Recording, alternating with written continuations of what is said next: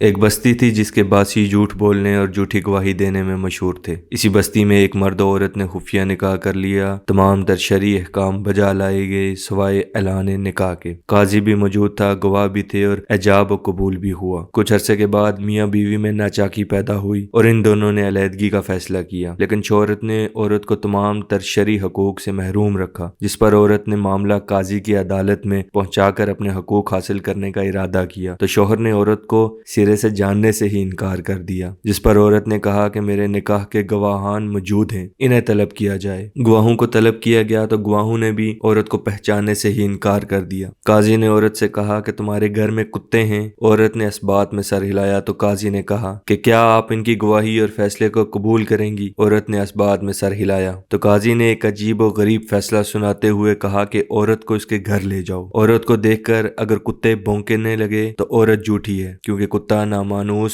فرد کو دیکھتے ہی بھونکتا ہے۔ اگر عورت سچی ہے تو کتے نہیں بھونکیں گے، کیونکہ وہ اس سے مانوس ہوں گے۔ یہ فیصلہ سننا تھا کہ شوہر اور گواہوں کے چہروں پر ہوائیاں اڑنے لگی اور بگلیں جھانکنے لگے، کیونکہ ان کی جھوٹی گواہی کی کلی کھل چکی تھی اور انہوں نے اپنے جھوٹے ہونے کا اقرار کر لیا۔ اس وقت قاضی نے ایک تاریخی جملہ کہا، اگر کسی میں رتی بھر شرم و حیا اور غیرت ہو تو یہ جملہ اس کی زندگی سنوارنے کے لیے کافی ہے، اور جن میں رتی بھر بھی نہ ہو تو پھر وہ جو چاہے کرتا رہے۔ قاضی نے کہا، بدترین ہے وہ بستی جس کے کتے وہاں کے باسیوں سے زیادہ سچے ہوں۔